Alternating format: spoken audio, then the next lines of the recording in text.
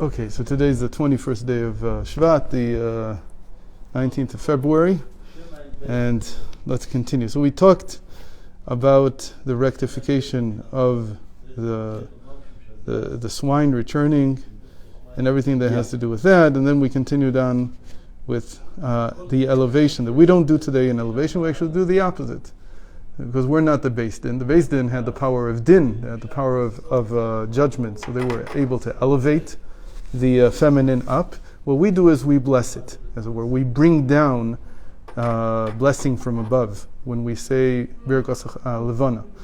So I know maybe some people who are watching don't know this, that because we don't have a Sanhedrin today, because we don't have people who are ordained all the way back to Moses, what was instantiated instead, it's not really instead because you can't really replace that. So what we have is the blessing of the new moon that we do after 7 days. And according to Allah, you can do it after 3 days. We talked about this last time. According to Kabbalah, you do it after 7 days. The whole point is that it's a different act. It's the opposite act. Instead of elevating the feminine. Not done during the times. I don't know. It's a good question. I don't know.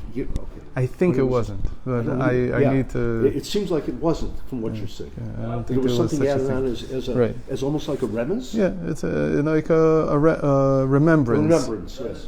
But here he's saying it's not just remembrance. We are doing something. What are we doing? We're blessing the moon. Meaning, and to bless is to bring from above to below. That's how people also understand to bless. So the word to bless in Hebrew comes from the word brecha, from a pool. And the pool here is the pool of blessing from above that we bring down. Va'inyan, ki yesh hafresh ben kedusha lebracha, because there's a difference between sanctifying, kedusha, holiness, and blessing. Ki kedusha, in general, the difference is mother and father.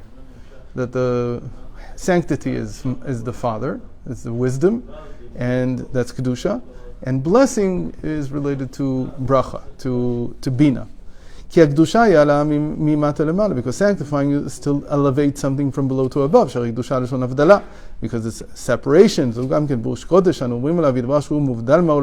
say about Hashem, that He is holy. What we mean when we say He's holy is that He's separated from the world. He's not limited to the world. He's not dependent on the world. To elevate something, to sanctify it, is really to make it independent.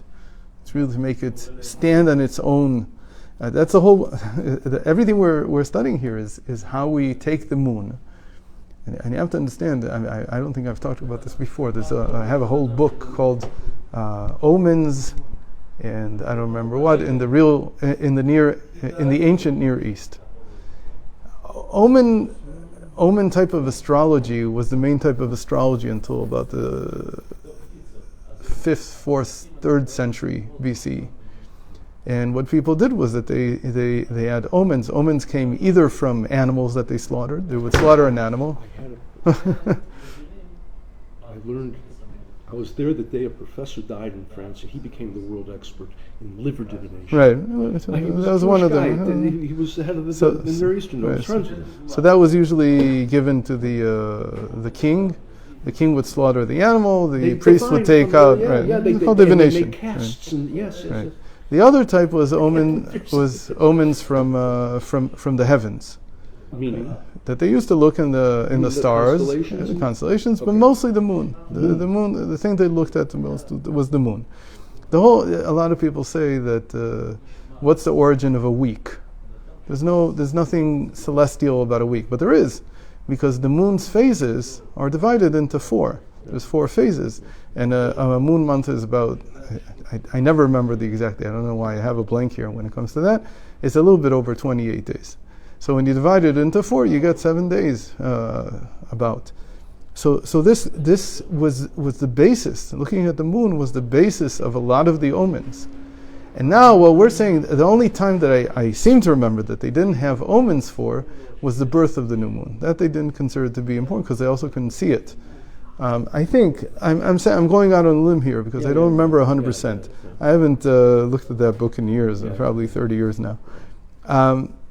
The whole idea in Yiddishkeit of sanctifying the new moon is to elevate this whole understanding that somehow nature is subservient to me in the sense that I'm supposed to follow it.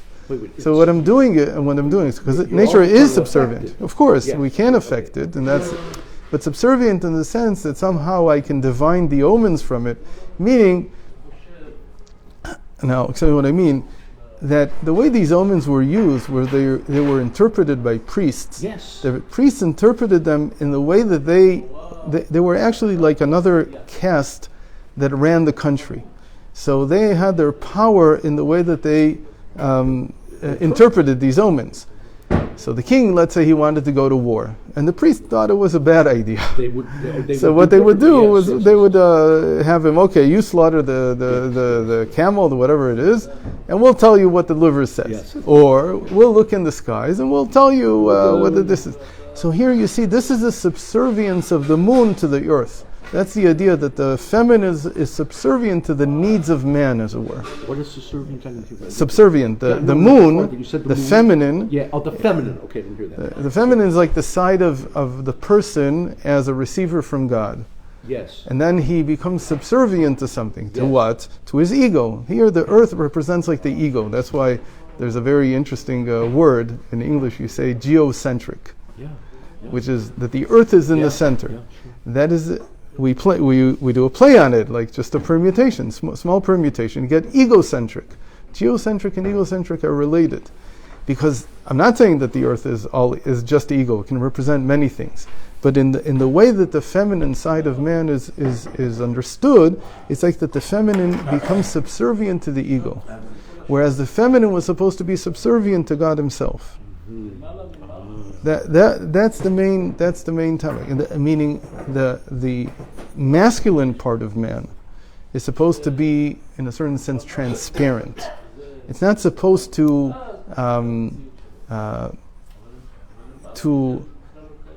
force its needs on the feminine side. Say it another way.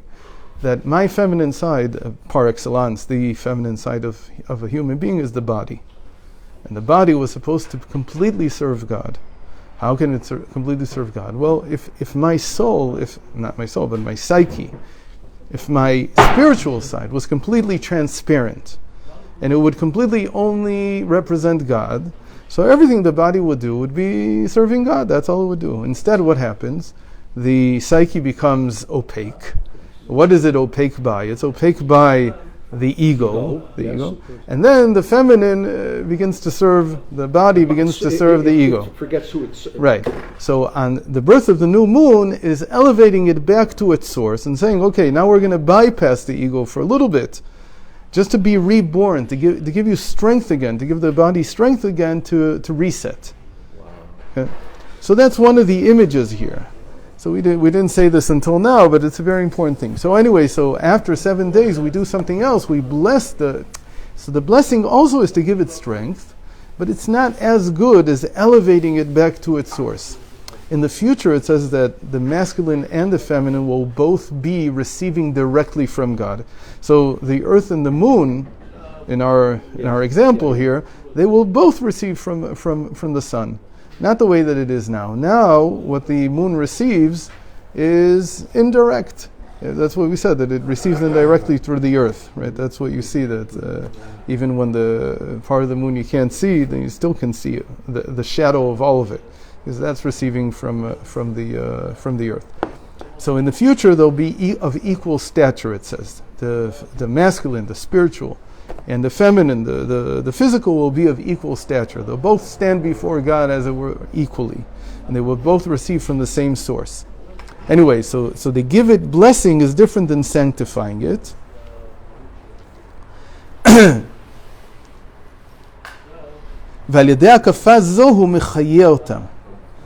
by, I skipped here. And when we say that God is holy, what we mean is that He is surrounding. Surrounding doesn't mean it's really outside. It just means that it's not. And I said before, it's independent. It's not mixed into whatever is on the inside. So in this case, when I say that God is always holy, God is always outside me. There's an aspect, we call it the transcendent aspect. There's all kinds of names to call it, but in the end, whenever I turn to God, I'm turning to what is beyond me. If I'm turning to what's inside me, that's a different aspect of God. That's not the holiness of it. That's something else. And that can always be tainted by my understanding. But there's a makif always. There's something that's holy. When I say I'm turning to a Kadosh Baruch Hu, the Holy Blessed One, so there I mean I'm turning to what's beyond, which cannot be tainted, which is not mixed into my understanding. It's not mixed into my being. So, al yedei hakafa zo mechayeh otam, and this is what actually gives life. That part that is never really mixed into me, that's the part that gives me life. It's very interesting. People think that there's life force inside. That's something else. But what sustains me, actually my existence, I'm talking about the fact that I can move my fingers. That I can move my fingers, that is the godliness mixed into me. That we call memale. We don't call it the makif, we call it pnimi. It goes inside, and I can sense it, I can feel it. I always encourage people, if you don't know what God is, so the first thing you need to do is to feel the God inside you. The God inside you is what you feel as life force, as actually being alive. But there's also what sustains your being. The very fact that this exists, my hands exist, my body exists, that's something else. That's not life force. It's just that it exists. That comes from the holiness. That comes from what's beyond. That's from the makif. So the pnimi becomes my life force, what drives, motivates everything from the inside, what gives it energy from the inside. And the makif, the surrounding light that we call it, that is from the outside, that sustains the being itself. So that's the body itself. You could argue that the fact that I can move my arms and do all this, that's not my body, that's my spiritual. That's my spiritual running my body. Okay. But it is. It is. What? Amen.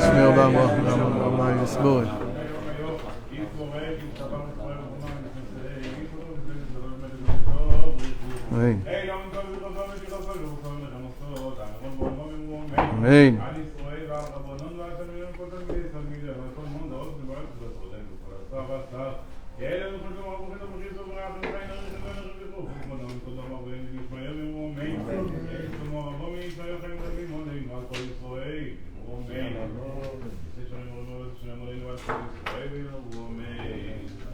Like you say, the source is not the movement. The source is it's the fact that it exists. Right. The being itself. So I got confused. I'll have to read it. I have to go. Okay, so we have what we call the makif, what we call the surrounding light, that creates the being. Yeah, right. What allows there to be energy inside, that's called the pnimi. That's something that enters inside, because I feel it inside. Now, in the end, as he's going to say in the next sentence, what's on the inside is a glimmer of what was on the outside. So they're connected, but it still becomes pnimi. It becomes something that's internalized. Okay. Professor says, I told him I have to go and I have Spanish class. He said, you're studying Spanish? I was trying to get it graduate. It wasn't my major, what I was doing. He said, why are you studying a living language? He told me he learned Akkadian one summer in Yale. Akkadian's the same as Hebrew. Yeah.